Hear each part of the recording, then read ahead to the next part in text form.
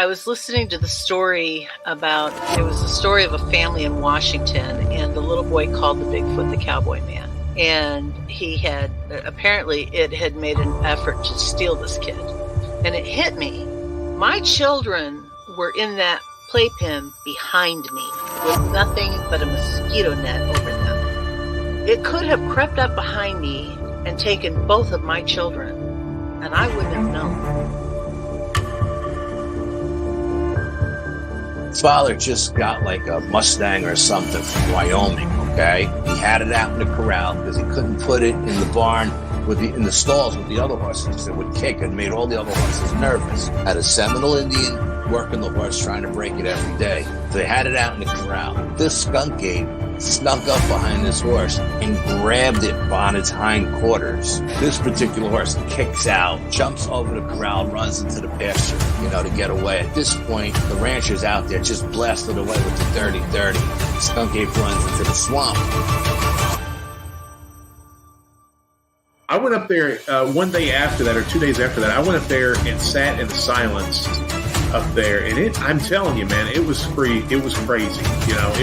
There was a crazy vibe up there still. I did what I could to kind of get things under control, but I told her, I said, you need to get off this property. I feel like no matter how strong you are, it's almost like standing in the ocean. You can't stand still without moving your feet. You're going to get knocked over eventually, no matter how strong, whatever. You can't withstand a barrage of weird spiritual energy.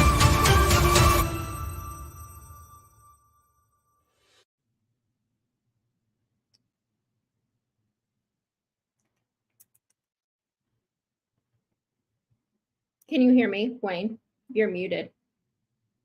Hello, everyone. Yeah, it kicked me off the second the intro ended. I don't know what is up. I don't know if it's my internet, StreamYard. I don't know, but it's pissing me off. Well, it's just my unprofessionalism rubbing. Anyway, that's got to be it. Anyway, what's up, everybody? I am Wayne, your host, joined as always by my partner in crime, Miss Tiffany. How you doing, ma'am? I am awesome. I am so excited about tonight. I am too. I am too. You, the gentleman that we have backstage, you sent me a little while back and said we needed to get him on because his encounter was insane. And I was, going back over some of my notes and stuff, thinking about guests to have on, and I reached out to him like yesterday or the day before, and he was all about it. And we had this Saturday open. He wanted to come on a Saturday night, so here we are. Got it done really, really quick. We got Matt backstage. Matt is going to come on and talk about his Dogman encounter. And guys, I'm telling you, it is crazy. From what I have heard, it is insane. Absolutely insanity. I would be completely unalive if it happened to me. I would not be able, not at all. It would have unalived you. It would have unalived me. Yeah. 100%. Yeah. I'm glad that didn't happen to you then. I am too. I'm loving my life, and except today I got my feelings hurt, Wayne. Let's hear about your feelings before we get into paying the bills. Oh my gosh. Okay, my daughter is 14, my youngest daughter, and she's so sweet when she wants to be, but she's very honest. Okay? She is very blunt.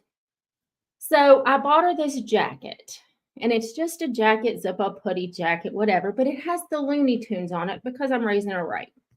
So, and she had on shorts. I don't know why, because it was cold today, but whatever. I digress. So then she's like, oh, well, this is the style that was popular in the 2000s, right? And I was like, I don't know. I mean, I guess. And she said, you probably don't even remember the 2000s. And I said, Carrie, it was only 23 years ago.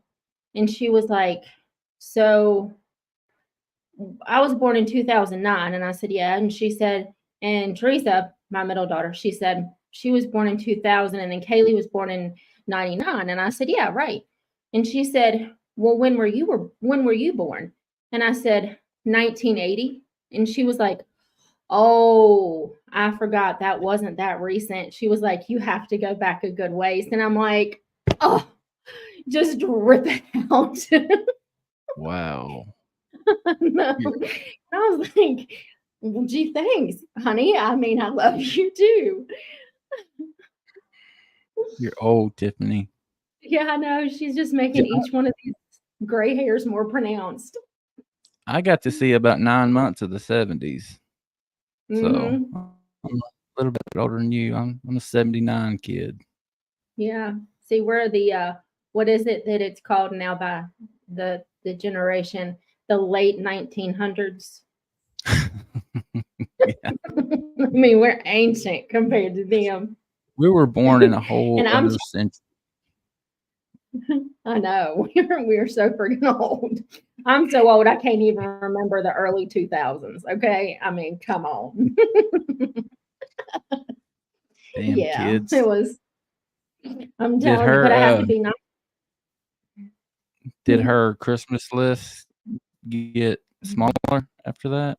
It did. I ripped off a couple inches of the paper so she doesn't have much room to list what she wants. Yeah, she's heading in the wrong direction. I think so. But God love her for being honest, because I always taught my kids, please don't ever lie, so I can't really fault her for it, but just a little painful. You get what you asked for. Yeah, I did. She just kept riding the train. Let's get all this out of the way if you are ready, ma'am. I Guys, am. I was looking at the comments a couple of minutes ago, and I've seen a couple of faces I didn't recognize. Thank you guys for coming and hanging out tonight. If you are new, please hit that subscribe button. We would greatly appreciate it. Appreciate if you would share, tell your family and friends, and help us to grow the show, keep us going in the right direction. But thank you for being here. Please hit that subscribe button. And if you have an encounter that you would like to share with Wayne and myself, you can get us both, Wayne at paranormalworldproductions.com or me, Tiffany at paranormalworldproductions.com. We would greatly appreciate hearing your story and getting it out there. And if any of you have a story and you're concerned with your face being out there, we can always make it to where everything's anonymous. Absolutely. I want to ask everybody to head over to paranormalworldproductions.com, to our website. Check out all the other shows under our studios. You got this one, obviously, Sasquatch Odyssey, the Basement Hangout, Kentucky X-Files guys, and mine and Brian's brand new show, That Bigfoot Podcast. Yeah, guys, head over to paranormalworldproductions.com and show us some support. Pick you up some merch. We would appreciate it. And if you have any questions, absolutely bring all the questions that you have. We just ask that you put them all in capital letters. So if there gets to be a lot of people in the room, it just helps us be able to see them better and get them up quicker. All right. Very, very good. Very good. Looking at the comments here, I just want to say hello to a couple of people. As I said, we got a couple of new faces. John Milland. I don't know if I'm pronouncing that right, but Mellon, thank you for coming and hanging out. Bristol, Freaky Geek. Kelly Shaw, thank you, ma'am. Super Shayna 81. Thank you very much for coming and hanging out, guys. We appreciate it. All right, you got anything else before we get to Mr. Matt? I don't, but I had seen the comment up here earlier from Charlotte J, where he said, congrats on your book. And I just wanted to say thank you. Thank you for that. I appreciate that. Yeah, I'm glad you brought that up. I wanted to tell you congratulations. How's the sales going on it? Really good. I am currently I'm still in the top 100. I am working so hard to try to be number one in the feel good fiction department. So I'm still, it depends because it's based on every hour. So right now I think I'm in like 46th spot, but always being in the top 100, it's a very big thing. So Awesome. I'm Yeah, we yeah, we are all very, very proud of you. That's your second one, right? it is. It is. It is my sequel. It is my baby. You've got your paranormal or your creepy stuff that will be coming out in the future too, right? Yes, that comes out next year, and it's getting closer because on Hanger One Publishing site, it's actually listed in the coming soon section now. So all that stuff's going to start unfolding. So yeah, sometime in 24, it'll be Dogman Terror in the Woods will come out, and the Unfamiliars will come out. So I'm excited about that too. Awesome. Awesome. Yeah, Bigfoot Michigan Robin House. He says hello. And that's great, Tiffany. It is. Thanks, What's up, buddy? Rob. Glad you could come and hang out. All right.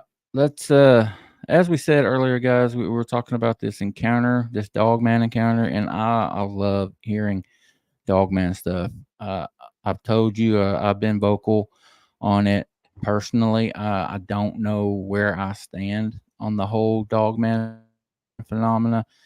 When I first heard about it, I thought it was quite possibly a misidentified Bigfoot. But then you hear people like Matt that's backstage, his story, these people that have seen one, and they say, no, that's not the case. This is an upright walking dog. And it's just super interesting to me. I love hearing good Dogman stories. So I'm very excited to have Matt on. So if you're ready, we're going to get him on. Oh yeah, bring him out. Let's go. Hello, everybody. Matt, how you doing, buddy? Hi, Matt. I'm doing well. Tiffany, I want to say congratulations on your books as well. Oh, so I'm definitely check those out. I heard backstage what was going on, and congratulations. And I also want to say I understand about the children thing. I have a 15-year-old daughter, so you know how it can get with. Well, yeah, not always easy. It's not. We're on the same page. So thank you so much for making me feel better about my getting old.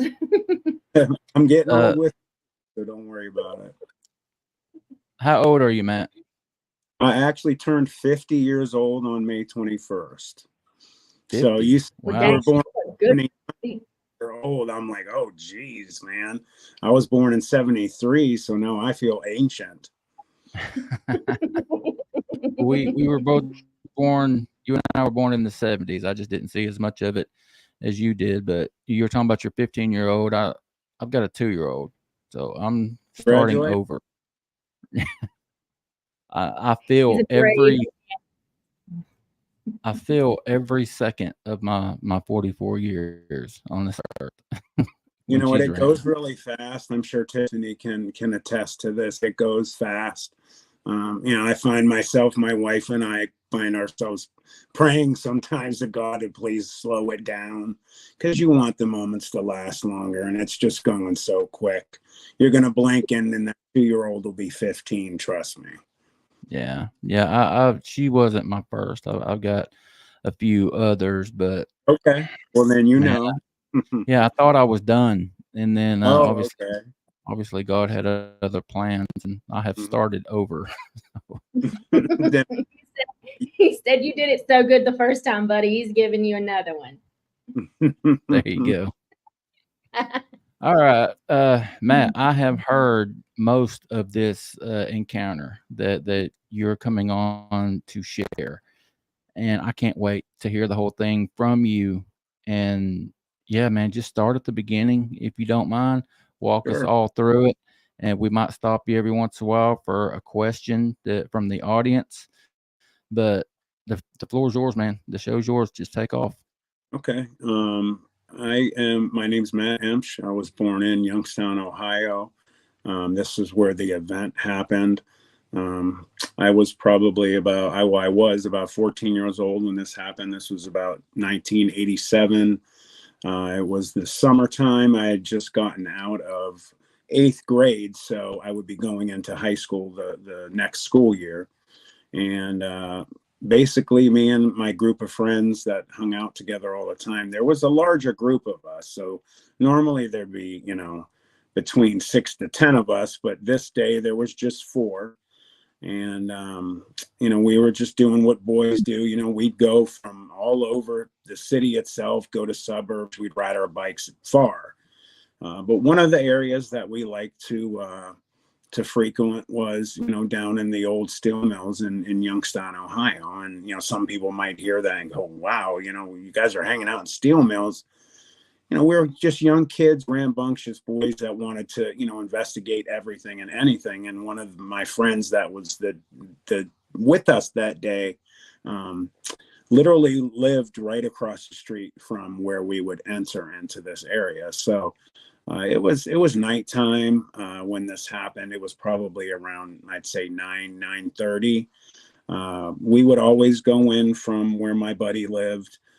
He lived right across from Route 422 or Youngstown Warren Road, and we would cross that. And we'd go into this area in the steel mills, and it would take us about a half an hour to get down to the blast furnace area. And I always say this in all my interviews. I want everybody to be aware of what this looks like and where it is. And you can Google Youngstown, Ohio blast furnace, old steel mill. You can always word things differently for Google, but if you're real specific, it'll bring up an actual picture of it.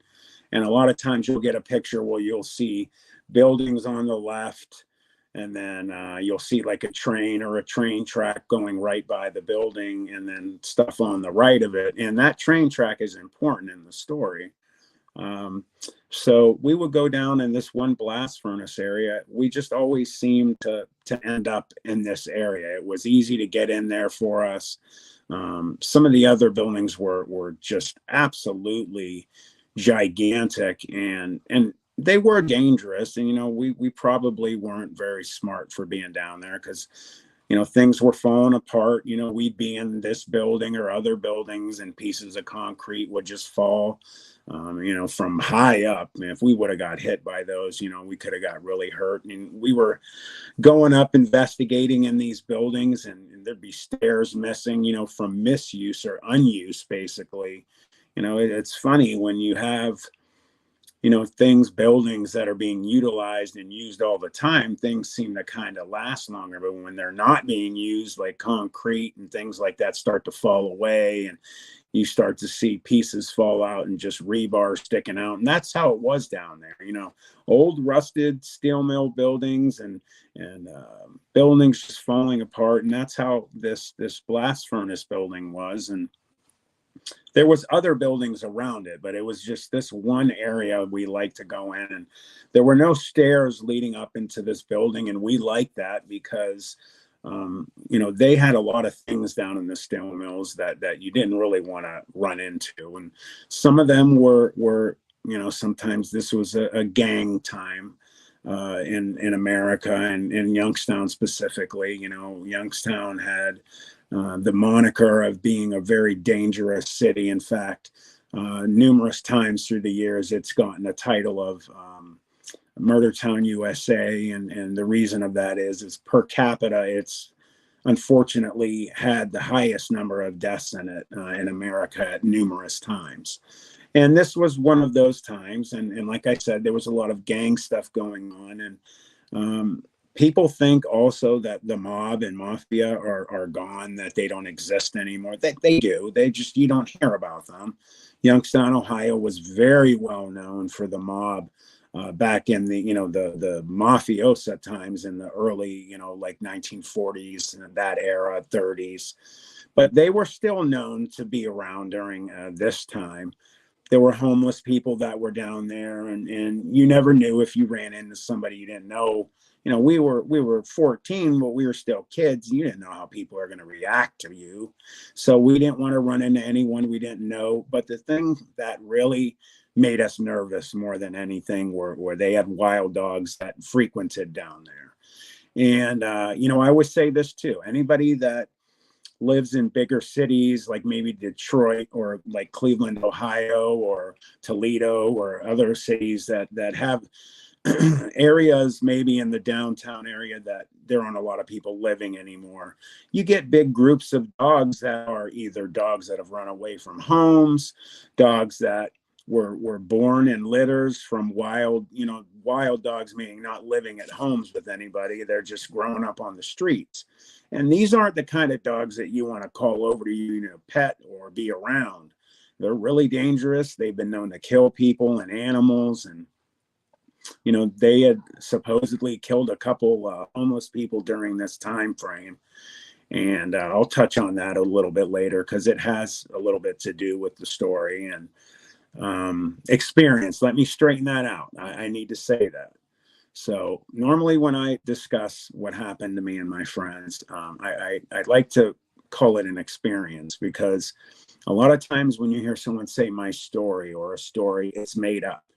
And I need to stress this. Now, everybody can decide what they want when they hear me explain what happened to us. You can believe it or you don't have to. I don't begrudge anybody for believing me if they don't want to. But this really happened, and I consider it an experience. So I'm very serious about that. So getting back to the story on these wild dogs, we just didn't want to run up on them. We liked this one building because it didn't have stairs leading up into it. So you kind of had to hop up and help yourself in, roll in on this like concrete outcropping, or, kind of just a piece of concrete sticking out from the building that you'd have to walk on and walk into the doorway.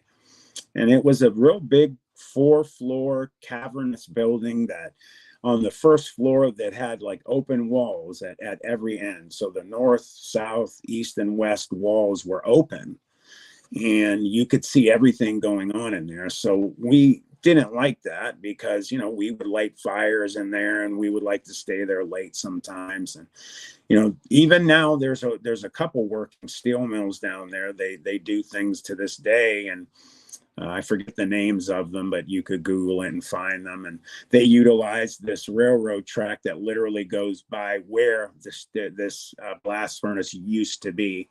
It's no longer there. They demolished it. And you can actually see that on Google Earth or Google Maps. If you go in and you bring it up, you could see actually the area where it used to be, if you know where to look. And there's just kind of, just a bunch of rubble and stuff like that. And the new companies down there are utilizing that space.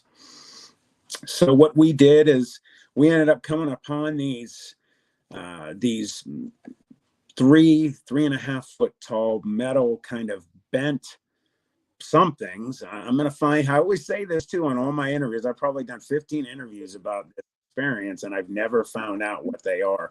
If you look at like old gladiator movies, like maybe the one that Russell Crowe was in, and you see the shields, they're holding them, but they're kind of curved back towards the person holding it. That's what these were shaped like. I don't know what they were for, but they had hundreds of them inside of it. They were really heavy. It took 2 of us to move them. And the reason I'm saying this is because we would take these, and on each part of those open walls, we lined them up in one line next to each other. And then we helped each other and lifted another one up. And we made a kind of a makeshift wall out of these so that we had some privacy. We would have fires in there, and you wouldn't want anybody, a train coming by or security or somebody to come by and see you in there. They would definitely call the police and we'd be in trouble.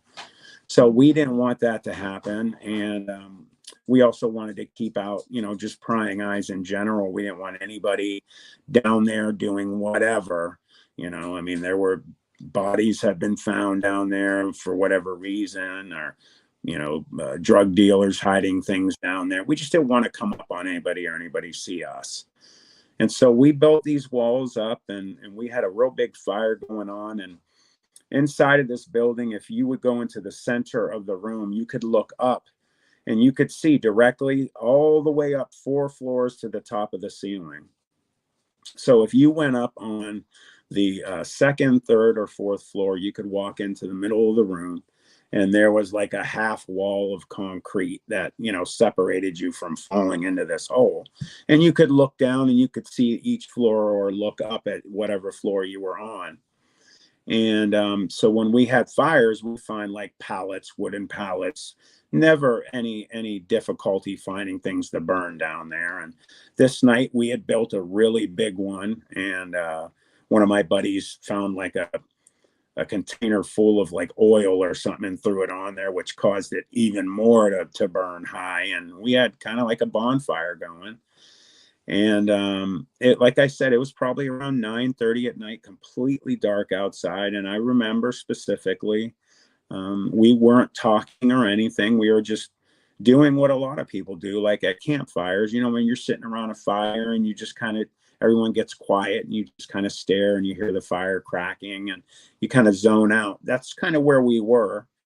And we hear dogs barking, and we knew that that signaled there was a pack of dogs coming. So we weren't worried about him getting up to us. So we just walked down on this concrete outcropping, and we watched them come. And the way we were standing and where the building was, if we looked left, they were coming from that way. And they ran right by us. And normally, if we would ever see any of them, they would, you know, bark at us, and they would kind of try and jump up and put their paws on this concrete outcropping. They couldn't get up to us, and they didn't pay any attention to us. They ran right by us, and they turned right in front of the building we were in and ran over this railroad track. And then what was just beyond this railroad track was this material that they used in the metal making smelting process called coke. And I don't know exactly what the exact ingredient is in it. I just know that it's used for making steel. I think it helps purify, make the fire hotter, things like that. And they had giant piles of these things, and they went as far as the eye could see either way you looked. And they ran up on this pile, and it was maybe 15, 20 feet high. They ran down the other side, and we couldn't see them anymore. But as soon as we lost sight of them, almost within a second or two, we started hearing that telltale sign of dogs fighting, you know, dogs biting and fighting, and it got crazy quick. And we thought immediately, you know, we didn't know what was going on because we couldn't see them. We just figured they were fighting with each other. But within a couple seconds after they started the noise of biting and doing whatever, we heard something else that was so loudly above their noise they were making. We immediately knew that there was something else over there. In fact, I don't remember which one of my friends said it, but they're like, there's something else over there. And it was a louder kind of almost combination, I would say, of like a tiger and a wolf kind of noise. And it was very, very loud and deep. And you started hearing that sound of they were biting it, and then it started fighting back, and immediately you start hearing yelping and dogs crying. And when it started getting crazier, it basically, things just went insane, and we started to see dogs literally coming in the air above this pile of material, almost like something or somebody had grabbed them and threw them. And two came, they were separated maybe like that much from each other, but it looked like something, you know, just grabbed them and just whip and threw them. And I'll never forget, the first one that came over had its tail area was facing us, so its butt was facing us, but it was turned over, so its feet were in the air. And it was flying through the air, and it hit the ground not too far in front of us, and it got up and it limped away. And then another one hit the ground, and I can't remember if it had hit the pile of material or the next one did, because there was a couple more thrown. But this one that hit the ground, as soon as it hit the ground, blood was on the ground, and you could see it had a big gash down its side, like something sharp had, you know, went across it, and the flesh from its front shoulder all the way back to its rear rib cage at the end was almost like flayed open. And, you know, I always say this too, and I'll always say, you know, I'm a huge animal lover. You know, I've always had dogs. We have dogs now, and I just don't like to see animals hurt. And I remember thinking to myself, oh my God, that poor dog, it ran away and it was yelping and leaving a blood trail. And I was like, oh, I hope that dog's going to be okay. And I highly doubt it was. It was a very serious wound. So I'm sitting there looking at the dog run away, and then you hear more noises, dogs yelping, a couple more dogs come over. And I just remember one of them hit the top of that pile of material and it just shot everywhere. And then they got up and ran away. And then the other ones that were still on the other side, it must have decided we're out of here. And they came running over, and they all ran back the way they came. And we're just shocked. We're all watching these dogs run away. And then my one friend, who was to my left and just behind me, started to say, guys, hey, well, what is that? What's that over there? And we all kind of simultaneously looked to our right. And this is where things, started to turn into, nightmare fuel. And the biggest animal I have ever seen to date crawled up to the top of this pile of this material, and it looked like a giant wolf, but it had proportions that were all wrong. The front arms were like super long, and it was on all fours, and it was looking in the direction of these dogs. And we were just locked on it because it was so shocking at how big it was. And this is something that I will always say to the day I die, and I'll say it a million times and a million times again, is it was so big that it looked fake. It looked fake. It looked like it couldn't be real. And then that back of your head kind of subconscious whisper comes in as I'm dreaming, have to be dreaming. This is not real. And it's watching these dogs run away, and people, I always say this too. I'm going to be repetitive whenever I tell this, but I have to tell this is, some people have thought this is humorous when they've heard this. The dog lifted its leg and started to do its business. And immediately we knew it was a male, obviously. And none of us laughed because of the size was shocking. And it started to do its business, and the fear got in me right here. And it's because when it started to do its business, it was such a large stream that came out of it, and it hit this pile of material. Material started flying up in the air, and I got nervous. I was like, whoa, if this thing is doing that, there's something, really wrong going on here. This thing is not normal. And it basically was watching them doing it. And it almost had the thought crept into all of our heads. And we talked about it later. Like I said to them, I almost got the idea like it was looking at them saying, I'm marking my territory. I let you get out of here. Don't come back because you won't leave. And then we're all just looking in shock. And I remember it started creeping into my head like, we got to be quiet and get out of here. Just then, my buddy who had noticed it first started to stumble back. He tripped over himself or something. And I remember he hit that makeshift wall, and we all looked at him because the noise is jarring. And I'm sure everybody's heard either a metal door, or something on concrete makes that loud scraping, noise. And it was loud. And immediately it's like, oh my God, we all looked back, eyes falling out of our head, like, oh crap, did it hear it? And it did. And it snapped its head and it looked at us. And the immediate first thing we noticed was its eyes were glowing. And I'm telling you, it wasn't eye shine. I've heard people, well, maybe it was eye shine. You guys had a fire going. And the pile was so high of this material it was on that some of the light was coming from the building, because you have to understand, we made this makeshift wall, but it didn't go all the way up to the doorway. It was so big that there was a space above that makeshift wall that was open, so light could go through it. So that light was hitting it a little bit, and it wasn't eye shine. It was just like there was some type of something in it, like an energy source. It was just coming from internally, and they were glowing like an orange amber yellowish kind of color. It was like a mixture of all those three colors. And it was so bright and so deep, and it was emanating, and it was almost like it drew you in, and we were just frozen.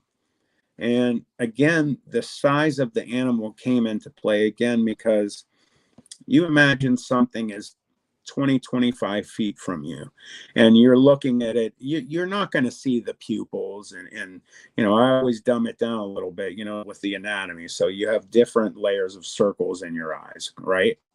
So you're looking at an eye when you're close to somebody, and you could see the different layers and the pupils, and you could see everything.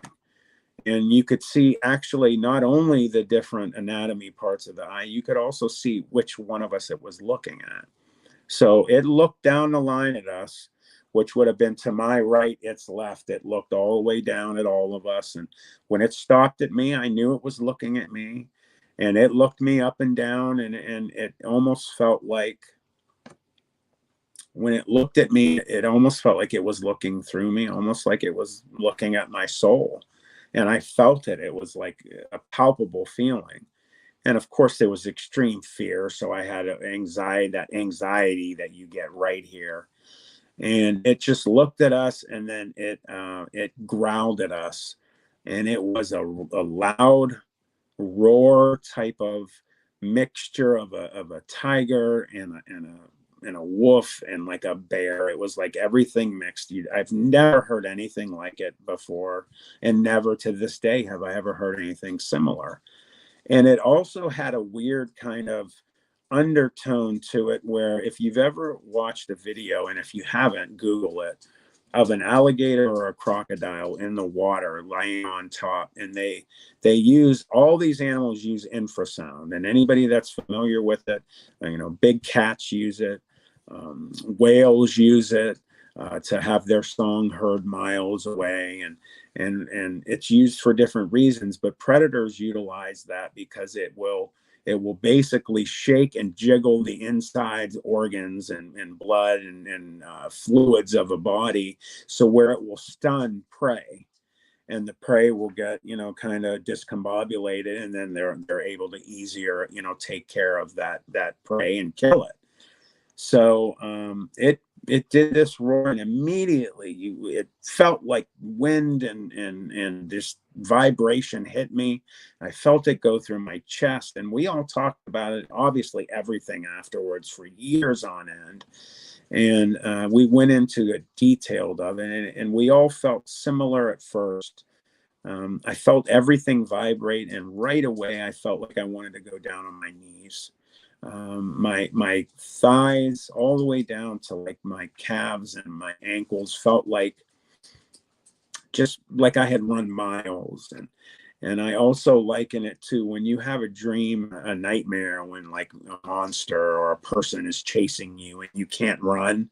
It was that kind of similar feeling. Like I knew if I tried to run right then, I wouldn't have been able to. I was barely able to keep myself standing up, and I was kind of bent over, but I was still looking up at it. And my buddy to my right, who was my best friend, said later he felt that way. And the other two on the end, my one friend behind me to my left, and another one was on the other side of my other buddy to my right. They were both bent over, almost down. And one was dry heaving and gagging. And the other one behind me was saying, I don't feel right. I feel like I'm going to pass out. And it just, you knew something was off. And then as that's going on, it did something which just completely changed my life to this day, changed my friends' lives. And I have to say this, two of my friends are no longer here. God rest their souls. And I wish they were, but, you know, we talked about it for years, but, you know, everybody had issues that have gone on, and I still to this day have some issues from this, as well as my other friend. And it stood up on two legs, and right then, you know, the world came crashing down. It was just like, I have to be sleeping. I have to be dreaming. I'm going to wake up now. It was that moment in your dreams that normally you realize it's a dream, and then you wake up. Didn't happen. And it was kind of a smack in the face because you weren't waking up and it was really happening.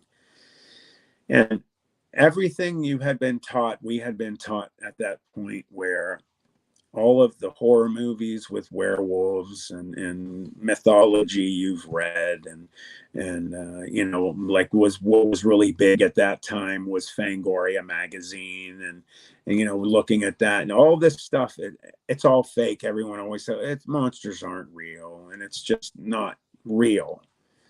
It all came crashing down, and it was real, and it was standing right in front of us. And when it stood up again, when it was on all fours, the size was so big, it looked fake to us.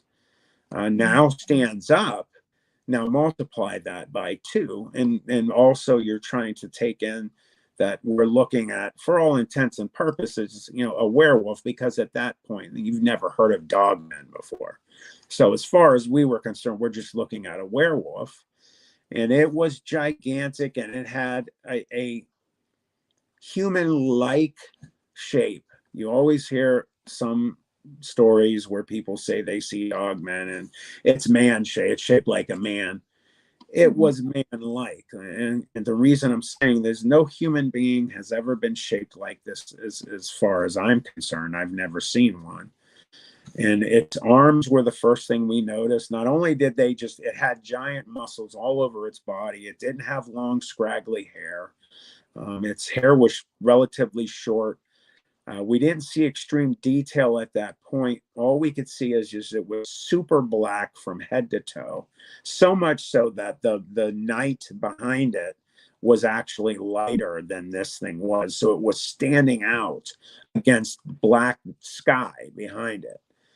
And it had the dog-shaped legs, and you could see actually muscles on it, but not extreme detail yet. Again, what was drawing us in, me, was the length of its arms. Its hands looked like they were down by its ankles, and then of course the eyes. And then it took a couple steps towards us, and then, you know, it was roughly 20 to 25 feet from us, and then up on this pile that had to be 15, 20 feet high. And after 2 steps, it covered half the distance towards us. So it was immediately super close to us. And my one friend behind me had ran in. And when I say ran, I'm using that lightly, because we were still kind of discombobulated from what it had done to us with that roar. And we all kind of, you know, got into the building, and we headed for the stairs. And going up the stairs from the first to the second floor, there was probably 4 or 5 missing stairs. There was just an open space with rebar sticking out, and there was just a little bit of concrete on the wall itself sticking out, so we could kind of put one foot on that and jump up the rest of the way. And we ran up to the 3rd floor, and, you know, people have asked, why did you go? I don't know. We just did.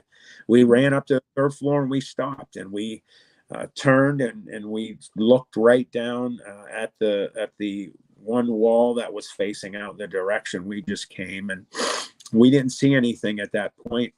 And my one friend, who had noticed it first, was screaming out loud, and he kind of lost his shit. And we grabbed him and told him, you know, you got to shut up. You got to be quiet. You're going to bring that thing in here. What's wrong with you? And he just kept screaming, we got to get out of here. What was that? What's going on? He has tears coming down. I want to go home. And we're shaking him. And I remember I just at one point got myself, I don't remember if he got turned around or I went behind him. I just remember grabbing him, and I went to cup his mouth, and I grabbed him so hard. I was bigger than he was. I was a big kid, and I'm a big man. I'm 6'4", and I grabbed him and lifted him up. His feet were dangling. I didn't realize I grabbed him that hard till he started, you know, gasping for air. Mm-hmm. And we set him down, and we're all grabbing him and shaking him, saying, shut up, be quiet. Are you going to shut up? And his eyes are getting big from not being able to breathe. And finally he nods, and I slowly kick my hand away, and he gasps for air. And just right then, the whole building, you felt a vibration, like boom, go through our feet. And you hear this noise of like nails on concrete, like dog nails. Mhm. And it sounded like it was coming up and scraping, trying to pull itself up. And I immediately knew it was coming in the building. And we froze. Nobody made a sound. And well, it came in the building, and we had this fire going, and its head entered into the building. And the fire hit it. So the way it was coming in, the fire would have been to its left. And it started entering the building, and the fire hit it and threw its shadow on the wall. So now, anybody's shadow walking in front of a fire, it throws your shadow, and you're big in your shadow. So imagine something so big that it's fake looking to you hitting the wall, and there wasn't even a shape. It had just taken up the whole wall, just turned black. But you could see it very detailed.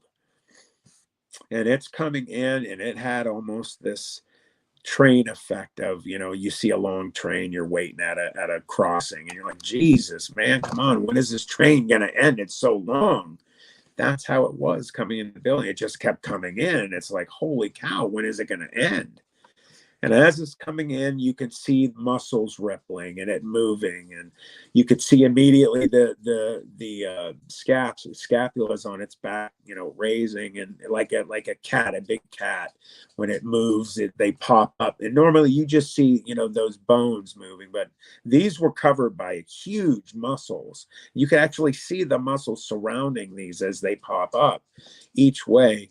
You see it rippling, and there was a white stripe that I thought at first might have been just a reflection from the fire, but then my other friends told me, no, it had a white stripe, and it went from the back of its neck all the way down to its tail.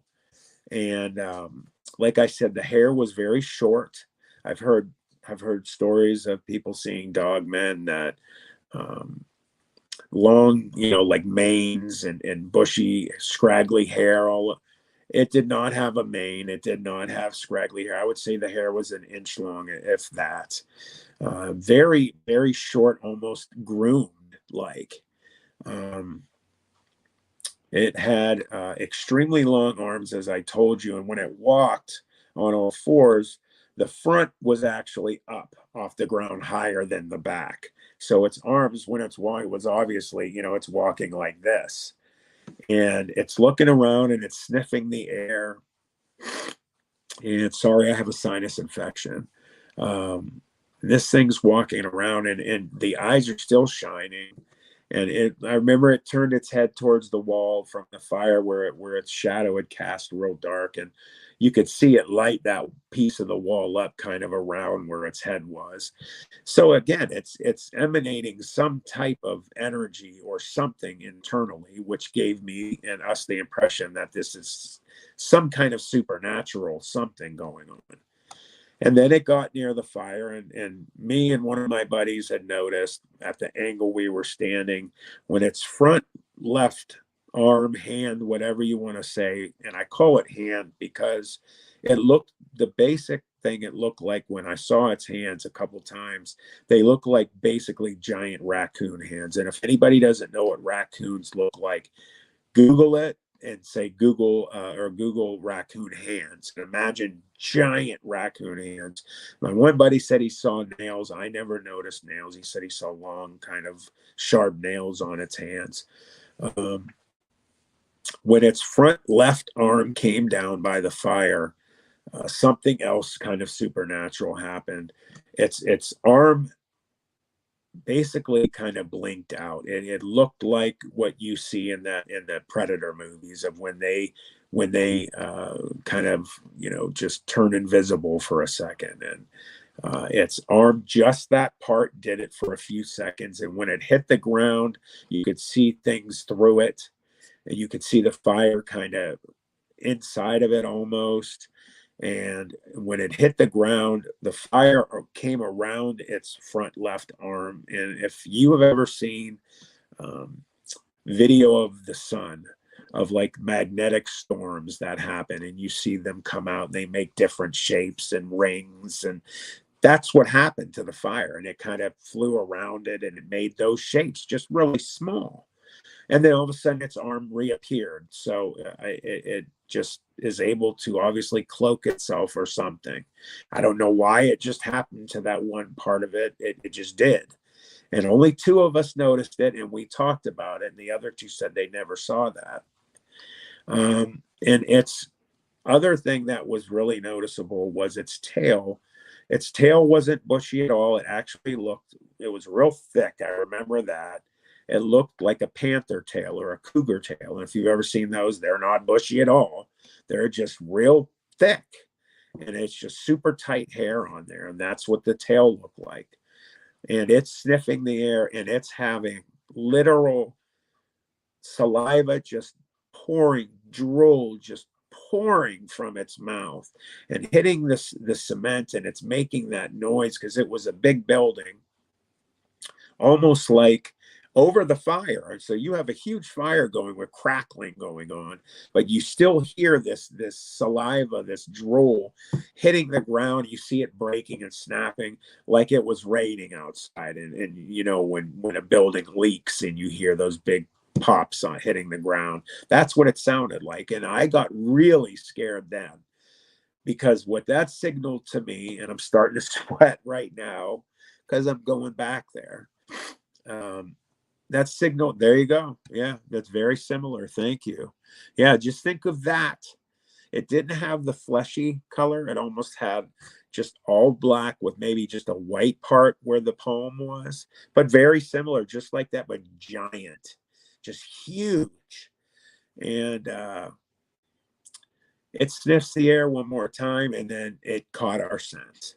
And I got scared. Like I was saying, the reason I got scared is because that signaled to me it's salivating for two reasons. One, it's about to eat. Two, it's going to kill. So it was both reasons that our lives were now in danger. And I was horrified. And we're frozen. And I guarantee if somebody could have took our picture right there, we would have been as white as ghosts. And I remember I felt faint too. And it's caught our scent, and it looked right up at us. It didn't look around. It just sniffed the air, and it snapped its head up and looked right at us. And I felt the blood leave my body, and it stood back up on two legs, and it threw its arms out to its side, and it roared at us. And you felt through the floor. I had one of my hands on the top of this half wall, and I felt it vibrate. And I really believe this, and it had to have thrown that infrasound something at us again, because you felt everything vibrate, but we didn't get sick again. And I truly believe it was that half wall in front of us. You know, us being 14, you know, it was probably coming up to right here. So it covered us, and it being down, looking up at us, and the way it roared at us, it caught the brunt of that. And thankfully we didn't get sick again, because if we did, you know, who knows? And it was a louder roar than the one outside. It probably would have caused us to drop, and that would have been it. And I wouldn't be here telling you this experience. So it roared at us, and then it looked over to its right, which would have been where the stairs were. And it kind of looked back up at us almost like, huh. And it had its teeth bared, and they were just gigantic.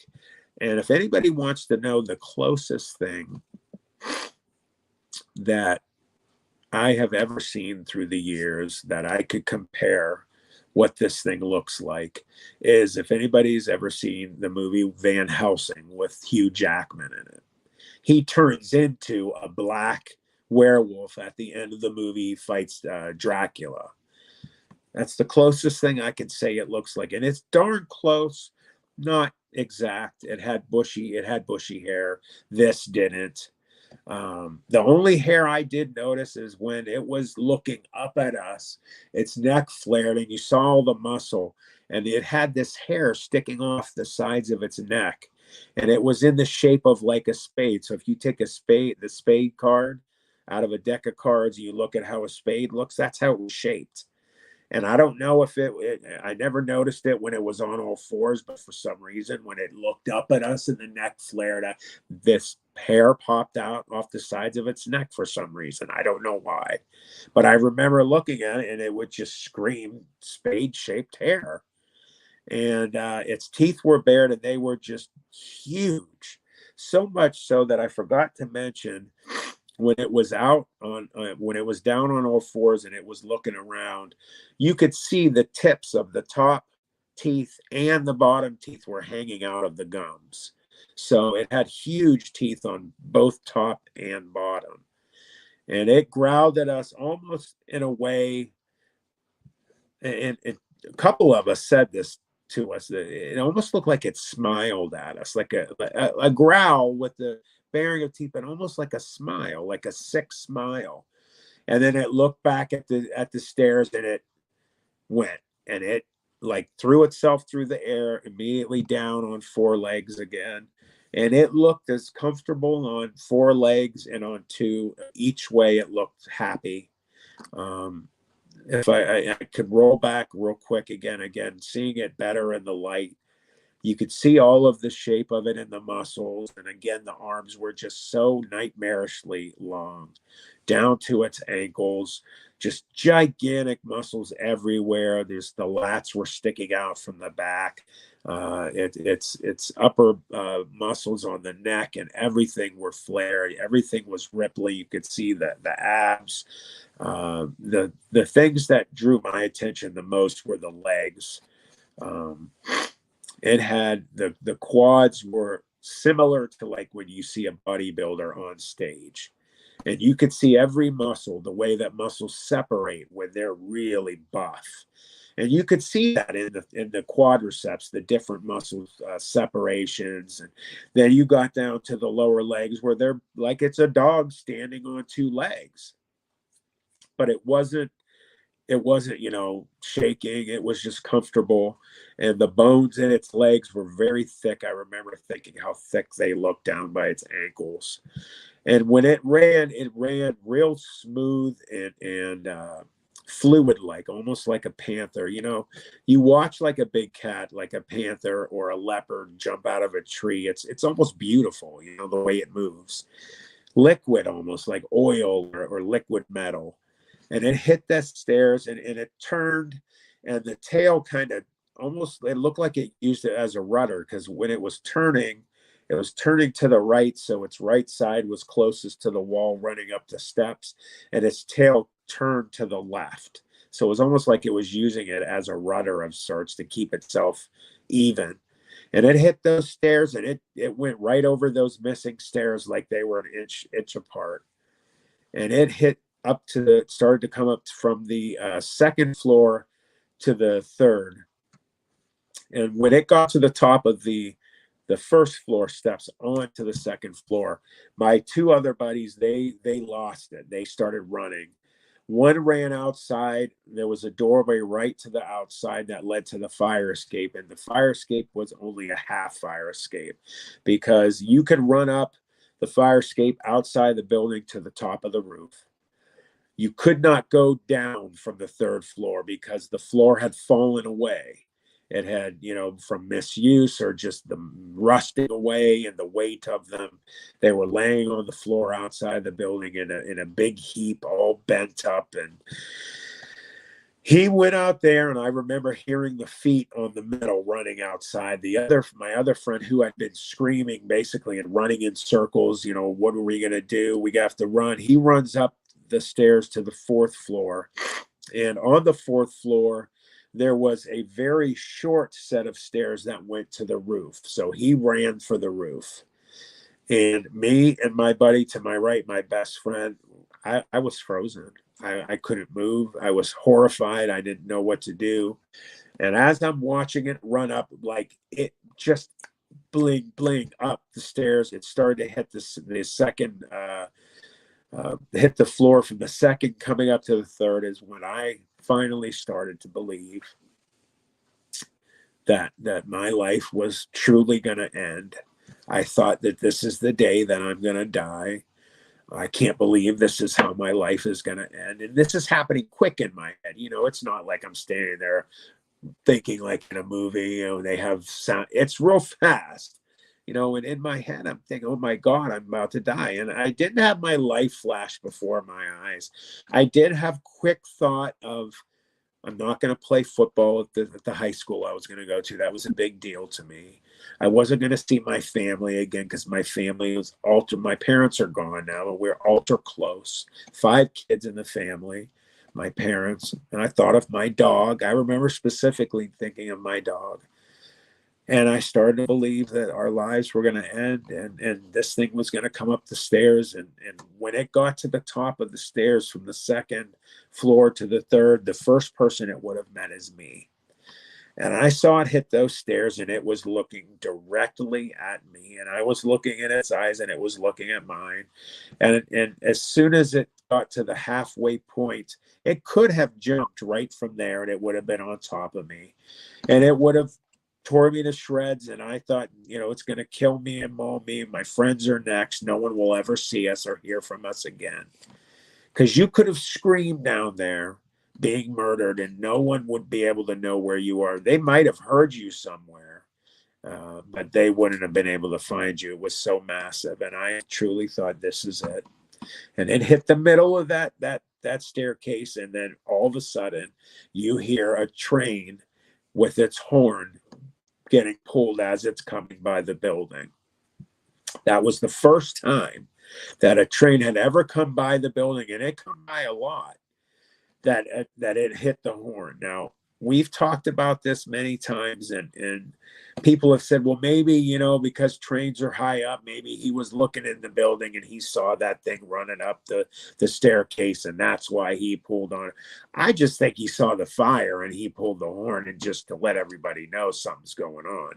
And he yanked on it. It stopped on the stairs, and I was staring at it. I heard it going, but I was still staring at it. And it stopped on the stairs, and it looked back at the opening, and it was staring at that makeshift wall, the opening where it had come in, and it looked back at us, and it looked back, and it kind of did a double take, almost like it was thinking like, damn it, shit. And it turned around, and it ran back down, and it went back down those stairs so fast. It was like lightning.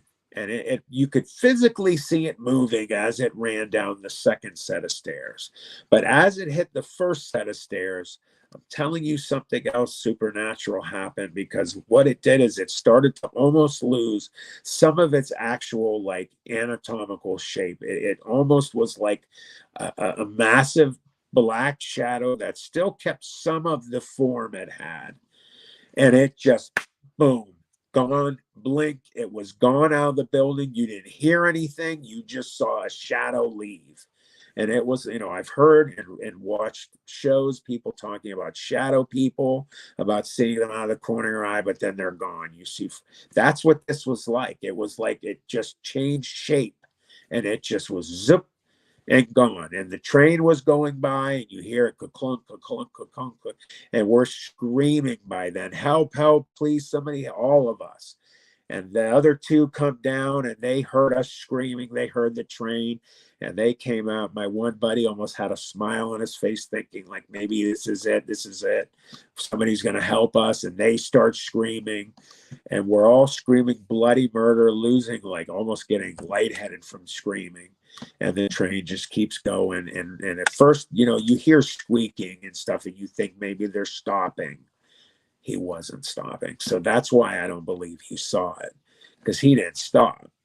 So he kept going, and then all of a sudden it's gone.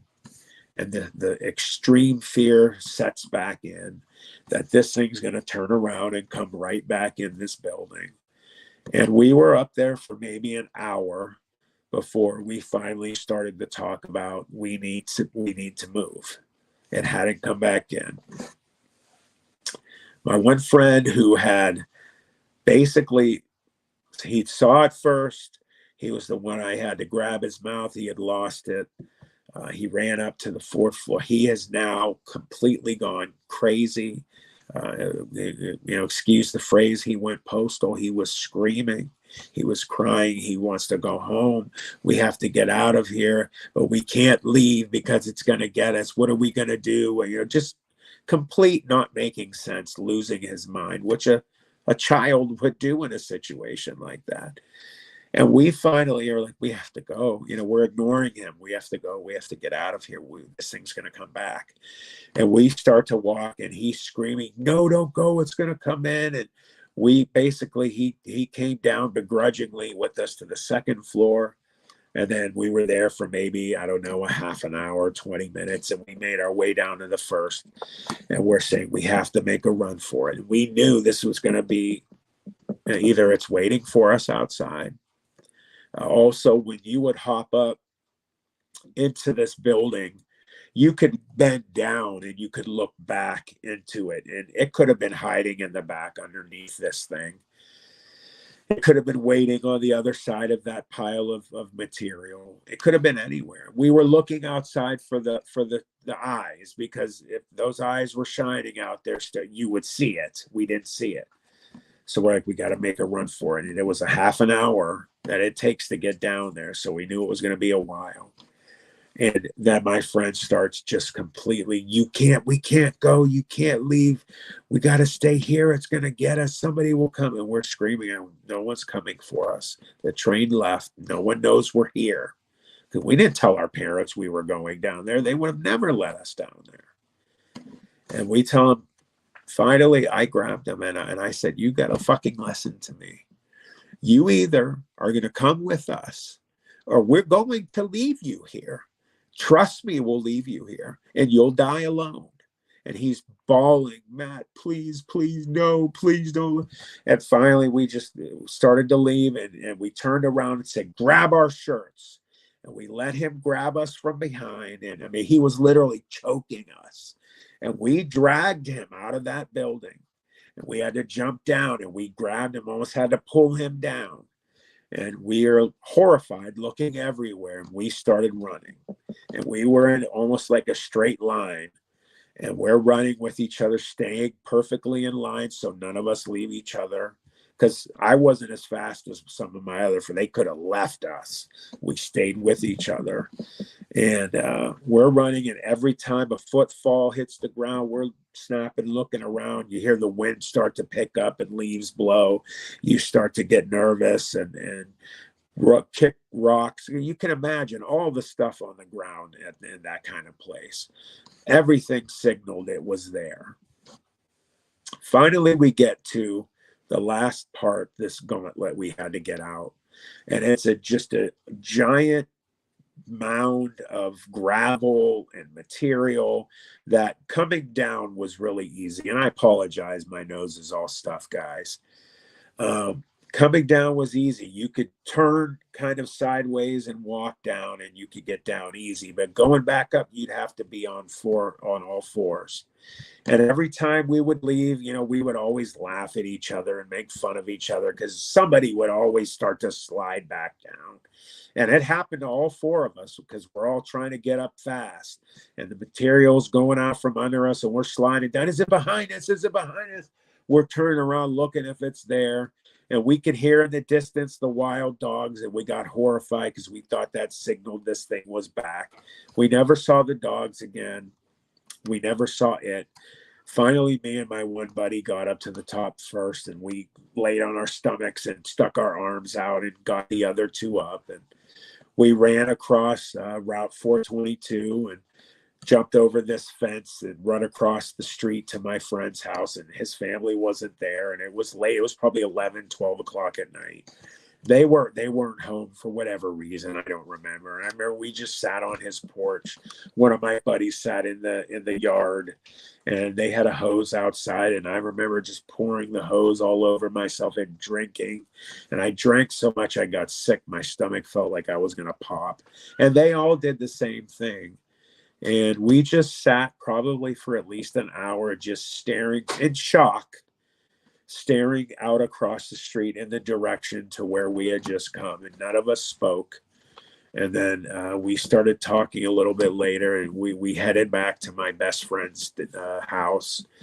And we had said to each other, listen, whenever we talk about this, we're all promised that we would, all four of us were going to be there with each other so that we could back each other up. And when we got back to his house, his mom and dad were up, and they were waiting for him. and we all four walked in.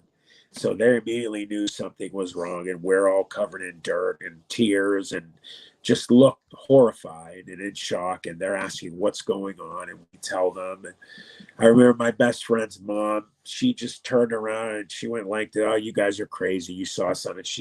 They had this long staircase that went off of, and when you walked in the back door, it was their kitchen right to the immediate left. And they had a little dining room to the right. And then there were stairs that you could walk up that would take you all the way up to the second floor. And she went up and she told my best friend's dad to take care of it. And he starts talking to us and said, slow down, what's going on? And we started telling him what happened. Only three of us, because my one buddy who had lost his shit wasn't talking anymore. He just was completely... And my buddy's dad kept looking at him like, what is going on here? And we told him where we were. And then before we even got out what we saw, he started going off on us. What are you doing down there? What is the matter with you? People could get killed down there. That place is falling apart. We're set to destroy. He worked in the city. I'm not going to say what his actual job was because my best friend's not here anymore. And I don't have his permission to do this. So he worked for the city. That's all I'm going to say. And he said, that place is set to be demolished through the next couple of years. That could have been set for demolition. What are you doing? Stuff's falling down. You could fall and get killed and what, blah, blah, blah. And what did you see? What happened to you? And we told him what happened. And immediately we thought he was going to just go, what are you talking? What? We told him, and he got even more angry, and he started yelling us even harder. And he said, you guys should never go down there again. If I ever find out you're going to go down there again, I'll put you in JJC myself, juvenile justice. And he said, I'm calling your parents. And he called my dad, and he couldn't get a hold of my other friends' family. They were gone, like I said. And I don't remember what happened. My other friends, I think he drove my other friend to his house. But my dad came, and he thought we had gotten in trouble because we were rambunctious and we would do some crazy stuff. So he thought we got caught doing something, and he looked at me, angry, like, what'd you do? And my dad's name was Ken, and he said, Ken, come with me. And he took him in the other room, and he talked to him, and then he came back, and my dad was white as a ghost.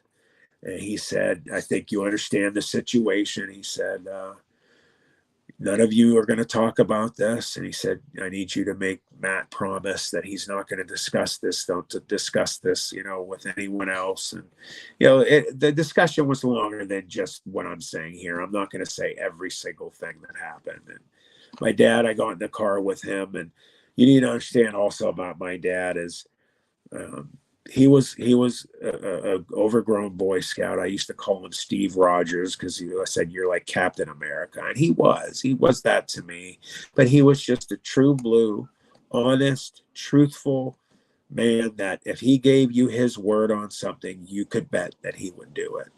And that's how he brought us up. And that's why it's so important for me to not only tell this experience, but be honest about everything and let everybody know. And again, if you don't believe me, that's all on you. That's fine. I don't hate you. I'm not mad at you. I don't begrudge you. But if anybody that knows me, knows my family, you know that we don't lie. We're not people who are prone to make up stories or lie or anything. And, I gave a lot more detail about myself on my good friend Josh Nanokio's channel, What Lurks Beneath. And I would not give out all of these extreme, intimate details of my life and who I am and where I grew up to lie about it.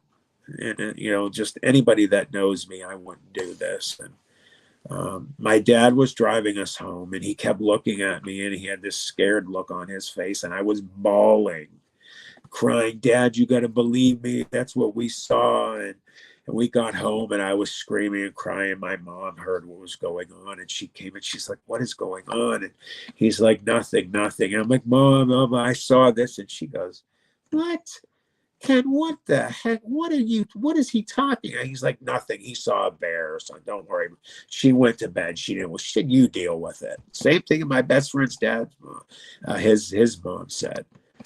And he sat me down and he said, you are never to talk about this with your siblings, especially to your brother. Now, there's my oldest sister, then my older brother, and then my other older sister. And then it was my oldest sister is 11 years older than me. My older brother's 9. My older sister next is 6. Then there's a lull, and there's me and my brother, who is a year younger. I don't want to say he was a mistake. He just wasn't planned.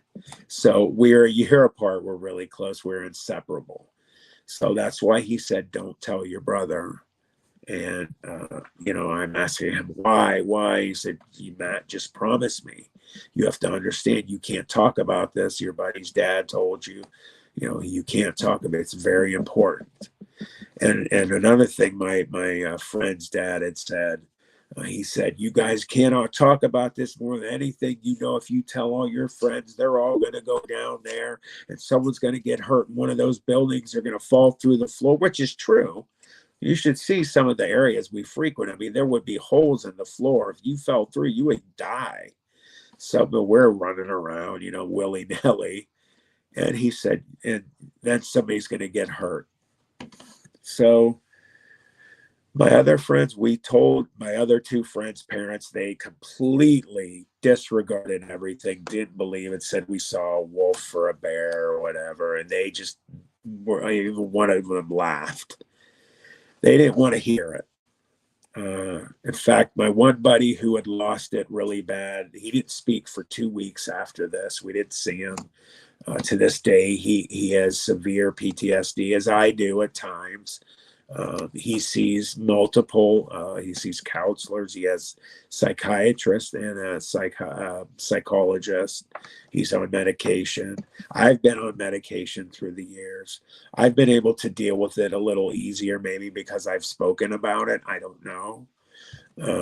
I still have nightmares to this day. But later in the week, my best friend told us that he had sat down with his dad and he kind of cornered him. And he said, Dad, this is what we saw. You know me. Why would I lie to you? And basically what happened is he said, is his dad told him, for all intents and purposes, that he knows what we were talking about, that he's aware of it, that officers in Youngstown had seen it, had gotten reports of it, and that there was a couple homeless people I had mentioned that had been mauled by dogs during a couple-year period. And he even gave the impression that one or maybe both of them were killed by something like this down there. They didn't make it obviously general, news. They didn't put it on the news or anything. Who's going to believe that kind of stuff? They kept it very quiet. And he said, I know what you guys saw. I've heard about it. The officers have seen it. He's like, if you ever go down there again, you might not come out. And if I find out you go there, I swear to you, I will put you in juvenile hall. And they put the fear of God in us. Like I said, I was planning on going to this high school the following year and playing football. And I did. And, him and my dad, put in the fear of, you're not going to play. You think the coach is going to want a crazy person said he saw a werewolf on his team? You're going to have to, you guys are all going to end up, we went to Catholic school.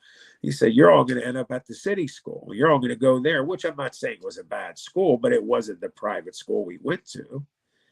So they really put the fear of God in us. And I never spoke about it until I was an adult. Just a couple years ago was the first time. And, I had I don't know, maybe a month ago now, I went to a conference. Well, in September, I went to a conference, Paranormal Roundtable. Josh Turner had a conference down in Fort Worth, Texas, the second annual Dogman Encrypted conference, and I went to that. And when I was going there, my sister was asking me why I was going down to Texas. And I told her I was going there. And she said, why? I said, well, I was asked to go to this conference. I said, I'm in Josh Turner's book. He has a book. He already put me in it. And just so everybody knows, I was asked, they asked me when they were writing the book to give them 4 dummy names. So anyone that reads the book, you'll see 4 names in it. They're not my friends' names. So someone say, hey, I saw your friend's name. They asked me 4 dummy names. I'm not going to say their real names. So, and it's just first names. So I told her, I'm in his book, and he asked me to speak at his conference. Well, why would he do that? And I told her, and she didn't believe me. And I got in a very serious, heated argument with my sister because she could not fathom why none of them would have heard about it, why they weren't told. Mom and Dad would have told us, what are you talking about?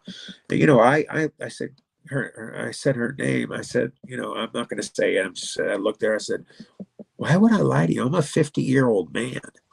Why on earth would I lie to you? If I'm not telling the truth, I just say, yeah, I told a whopper. People believe it. I'm going down to, hopefully get something. I'm just, in a book. I said, why would I lie to you? I'm your brother. I said, 50 years old. What are you talking about? You're telling me I'm lying to you?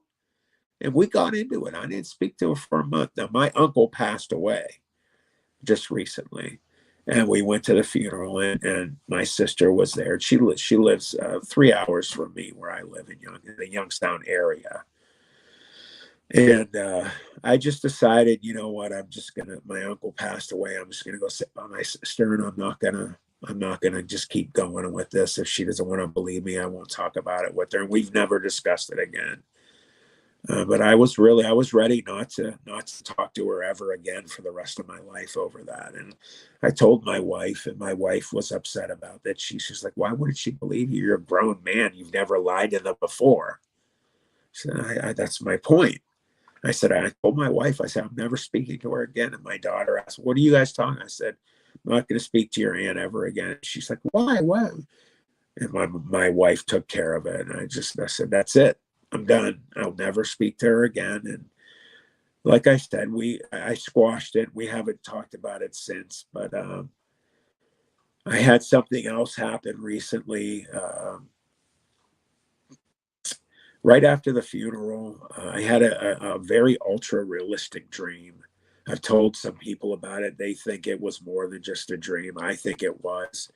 Again, no one has to believe me if you don't want to. I'm not going to lose any sleep if somebody says they don't. I'm really not. I know what happened. Had a dream where I was in my backyard, and it was my backyard. Normally you have dreams and you think you're at home, but it's not your home. And it was my backyard. And we have woods butted up back to our yard. And there's a fence in our backyard, a chain link fence. And I went to the fence, and all of a sudden I just felt like somebody was attacking me from behind. And I got thrown around and thrown on the ground. And I am, as of April of last year, I'm an amputee. I lost my right leg below the knee from some complications from surgery. So what happened in this dream was I noticed what was on top of me was exactly what I saw when I was 14. It was the same creature. It was on top of me. Its eyes were glowing the same color.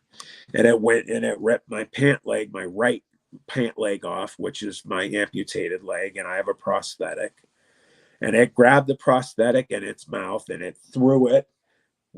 I saw it go flying in the woods, and then it crawled up on top of me and it put its head literally like that far from me, and it was dripping from its mouth, and it went in my mouth, and I actually tasted it.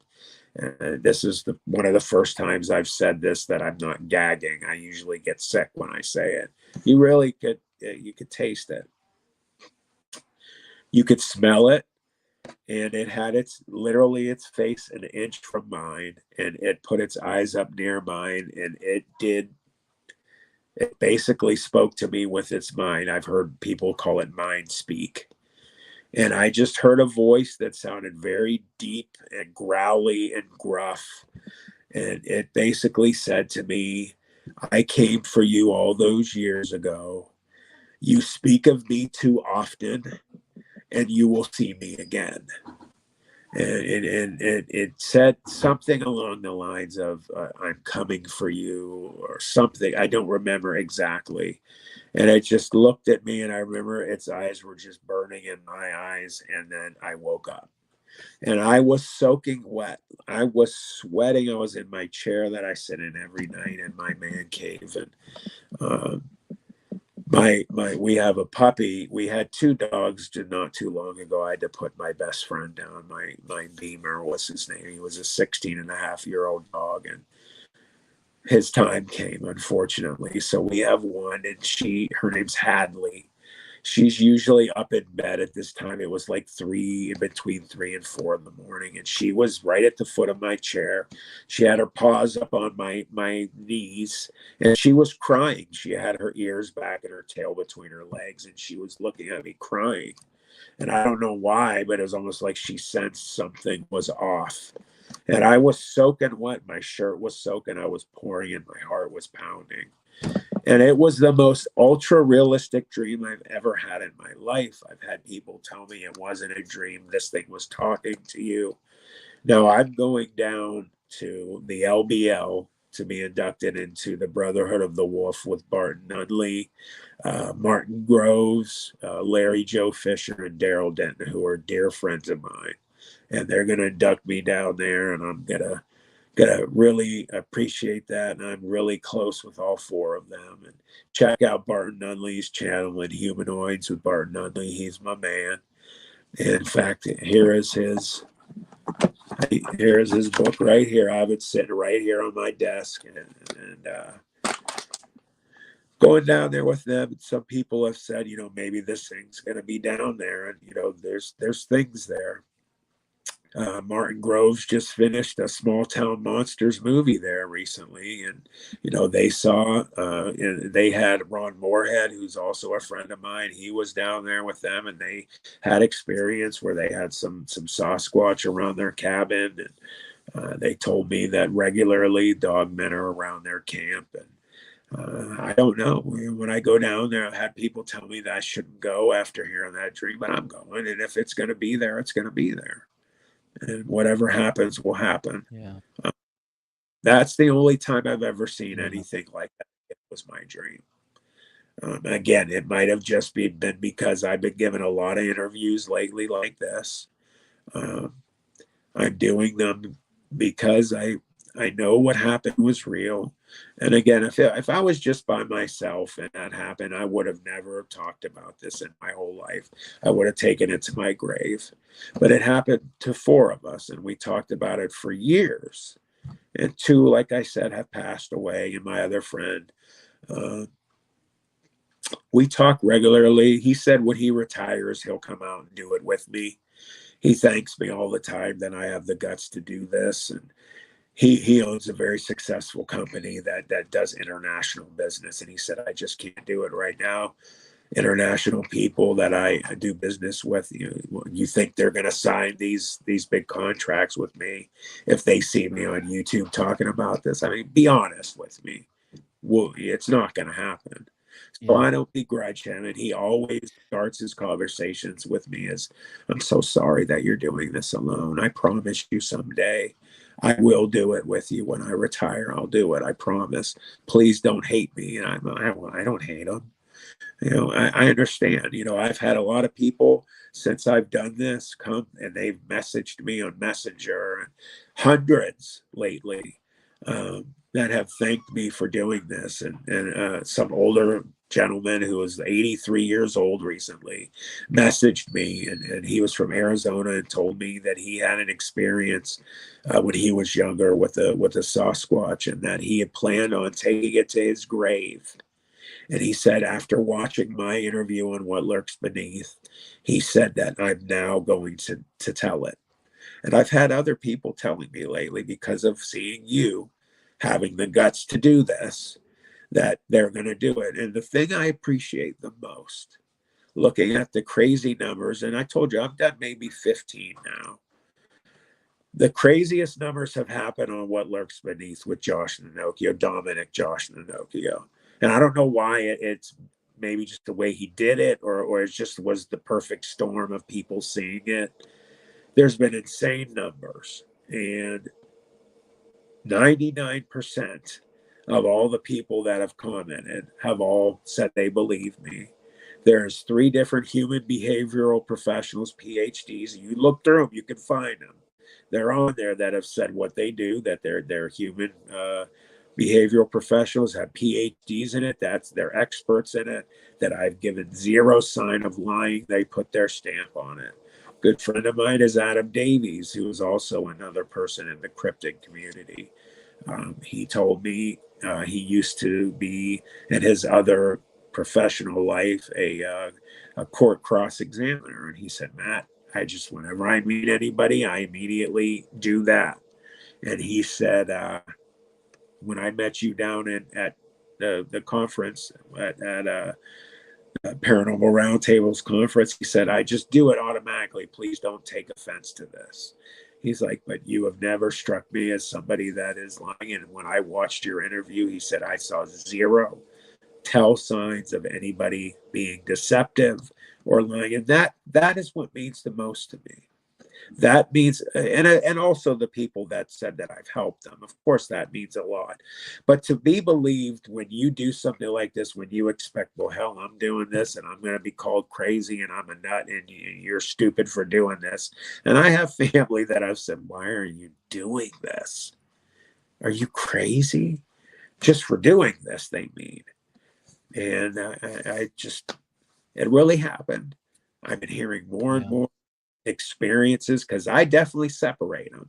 There's some whoppers out there, you guys knowing what you do. Sometimes you hear some stories that are cringeworthy and you're like, oh, okay, yeah, no, I really don't believe that one.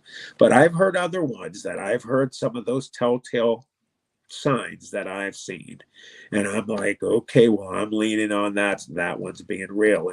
And people are coming out more and more, and it's of course because of social media and because of technology, we're hearing more of these things.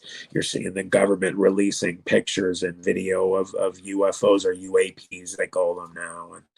And I'm old school, they're UFOs to me, but you're seeing more of them these days. And we're going to find out there's more going on, and they're real and they're really out there, and this happened, and that's why I'm so that's my story. My experience.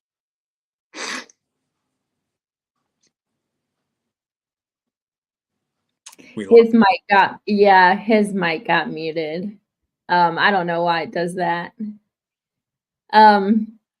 He's trying to fix it. That's a whole lot of baggage to unpack there. But just something else. Can y'all hear me now? Yeah, we can hear you.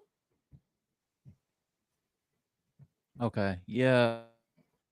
I don't know why whenever I have internet issues, it automatically, and I don't know what the hell is up with my service. But Matt, you don't come off as someone that made something like that up. You come off very trustworthy, and I believe that what happened, and you answered all of my questions. I had some questions in my head that I wanted to ask, and you answered them all. But you know how many times that's amazing, man. That encounter, incredible. Thank you. And if you look in the chat, not to interrupt you, I'm so sorry. There's many people in the chat who were saying, I believe every word he's saying. And I wouldn't have brought you to Wayne if I had any shred of doubt in what you said on What Lurks Beneath. I wasn't able to watch. I didn't watch that whole interview, but what I saw of it, I was like, this man's for real, you know? And I should have interviewed you before I wrote my book, Dogman Terror in the Woods, like for real. I'll write another one with you. Yeah, we can collab. All right, Matt. I've got a early morning, and we've gone a little bit longer than I was expecting. My internet is being stupid, so I'm probably gonna need to let you go and get off here. But I do want to thank you. Tell everybody about your YouTube channel. Yeah, I just started a new YouTube channel. It's called Planet 412. The address is at plant, spell it out. So Planet 412, no numbers. And I just dropped my first video today. And I would appreciate if everybody would go there and subscribe and take a watch, and many more are going to be coming. And as I discussed before we started, it's going to be, very similar to what I did. My first video is I told what basically happened to me and a little more, and it's going to be other people's experiences and other stories I've heard. And I'm also going to do live interviews and chats. So it's going to be a mixture of everything. It's going to be one end of the spectrum to the other, paranormal, cryptids, UFOs, everything that, us three like. Awesome.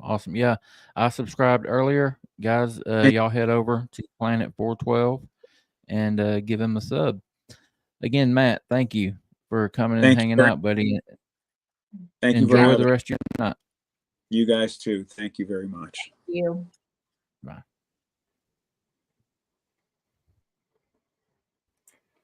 Dang it, man. All right. I do not know.